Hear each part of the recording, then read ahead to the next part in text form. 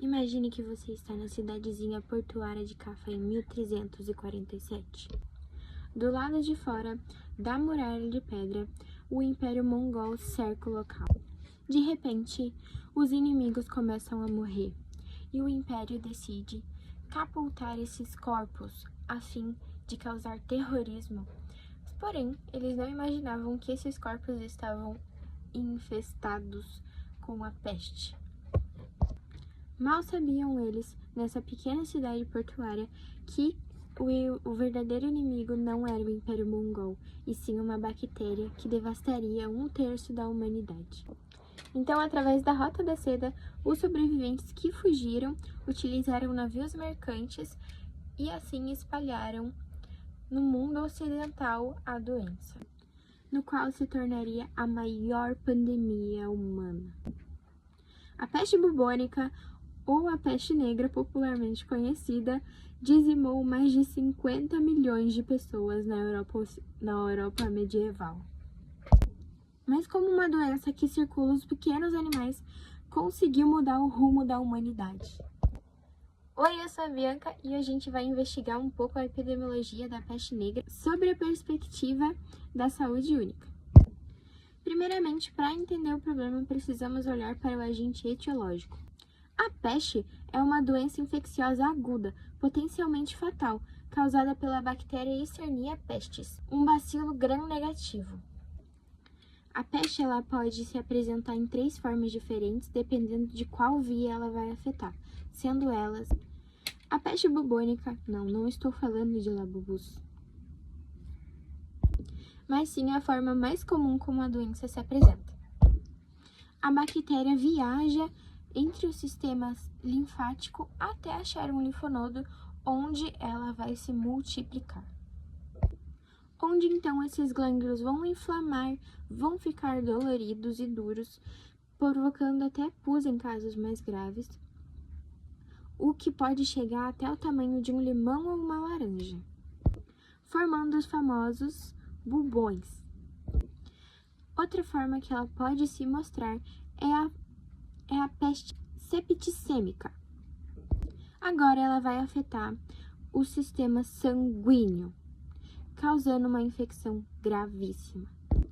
Causa manchas roxas ou pretas devido à gangrena e às necroses dos tecidos. Forma de caracterizar a doença, pois a peste negra causa essas manchas roxas escuras, por isso peste negra e não apenas peste bubônica. Ela pode acabar no momento mais grave afetando os pulmões.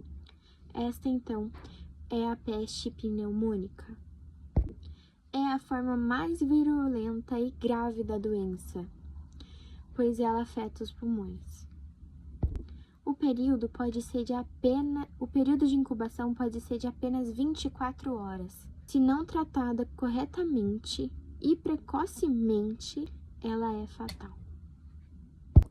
Aqui entra o papel fundamental do médico veterinário, compreender a cadeia de transmissão e o ciclo enzootico da doença. A Yersinia pestis mantém a sua existência na natureza em um ciclo que envolve roedores silvestres e suas pulgas vetoras. Cientistas apontam que a bactéria circula em baixas taxas nessas populações de roedores sem causar alta mortalidade, o que chamamos de ciclo enzootico, funcionando como um reservatório a longo prazo. Porém, ocasionalmente, o patógeno atinge outras espécies, causando surtos em animais, as chamadas epizootias. Quando roedores morrem em massa nessas epizootias, as pulgas famintas abandonam as carcaças e buscam novos hospedeiros, incluindo seres humanos e animais domésticos. A transmissão nos seres humanos ocorre de 3 formas: picada de pulga, contaminação, seja pegou um material que estava contaminado, uma carcaça de animal, fluidos corporais, ou pela inalação de gotículas respiratórias, seja ele humano ou animal, se apresentando a peste como pneumônica, pois esta é altamente grave e contagiosa. Analisar a peste consiste em usar o conceito de saúde única. Doenças não respeitam fronteiras nem espécies, muito menos as barreiras ambientais. Pequenos roedores selvagens são altamente contaminados com essa doença, porém, eles são aquele vetor que fica guardando a doença, eles são apenas os sentinelas. Então, os carnívoros, como os cães e os gatos, vão ser infectados ao predar essas presas. Porém, os gatos, eles são altamente contaminados por essa doença. Eles são afetados diretamente. A doença pode causar pneumonia nos gatos. E lembra que eu falei que a peste, quando ela se apresenta em pneumática, ela produz gotículas altamente contagiosas, sendo produtor para os gatos que convivem com ele, cães, as pulgas que vão passar do vetor para outro. Então, são altamente contagiosas nos gatos e até mesmo nos cães, onde as pulgas podem... Você dorme com seu cachorro e a pulga te morde. Então, elas são altamente contagiosas por isso. Então, temos que lembrar que nesse período de 1300, 1600, não tinha um saneamento básico. As pessoas jogavam cocô pelas janelas com baldes. Os navios mercantes tinham porões podres, úmidos e cheios de alimentos, o que ajudava muito a proliferação de ratos. E com isso, foram contaminando mais pessoas e mais ambientes justamente nessa rota da seda. Engana-se quem pensa que a peste ficou no passado. Ela é uma causa rara, porém persistente de doença. Desde a década de 1990, a maioria dos casos humanos ocorre na África, sendo a República Democrática do Congo, Madagascar e Peru os 3 países mais afetados. E no Brasil, nós temos focos naturais ativos, o foco do Nordeste, que distribui por Ceará, Rio Grande do Norte, Paraíba, Pernambuco, Alagoas e Bahia, com extensões até Minas Gerais, no Vale do Rio Doce e Jequitinhonha. E o foco de Teresópolis, no Rio de Janeiro. O último caso humano registrado no Brasil foi em 2005, no município de Pedra Branca, no Ceará, mas o perigo potencial continua devido à persistência da infecção nos roedores silvestres. No diagnóstico diferencial, a doença não pode ser confundida com as seguintes: leishmaniose tegumentária americana, sífilis, linfogranuloma venéreo.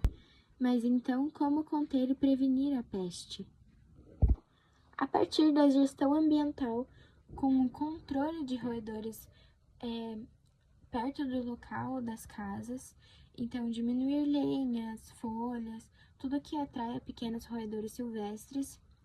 Caso você tenha animais domésticos, aplicar antipulgas neles, e se caso houver um surto, priorizar esses produtos antipulgas, já que precisamos primeiro realizar o controle dos vetores, que são as pulgas, e depois dos roedores, para garantir que essa massa de pulgas não se desloque em massa para novos hospedeiros. Na proteção e no manejo sanitário, a OMS não recomenda a vacinação na população, apenas em idosos, crianças e pessoas de alto risco, como, por exemplo, as equipes de laboratório. Sempre usar luvas ao manejar carcaça de animais que estejam contaminados, ou até mesmo pequenos roedores silvestres que estejam potencialmente infectados. Agora, vigilância ativa e notificação. A peste é uma doença de notificação compulsória imediata. Todo caso suspeito deve ser notificado em 24 horas para as autoridades de saúde. E a investigação epidemiológica deve iniciar nas primeiras 48 horas. Monitorar a população de roedores silvestres e tratar os nossos animais domésticos. Além do que, O fato principal da doença ter se proliferado tanto e ter matado tanta gente naquela época é justamente a falta do saneamento básico e de vigilância sanitária. Cuidar do saneamento básico do nosso ambiente são passos indissociáveis. O médico veterinário atua como chave principal dessa engrenagem de vigilância ativa a longo prazo, garantindo equilíbrio e saúde para humanos e animais na saúde única. Obrigada por assistir até aqui. Até uma próxima investigação.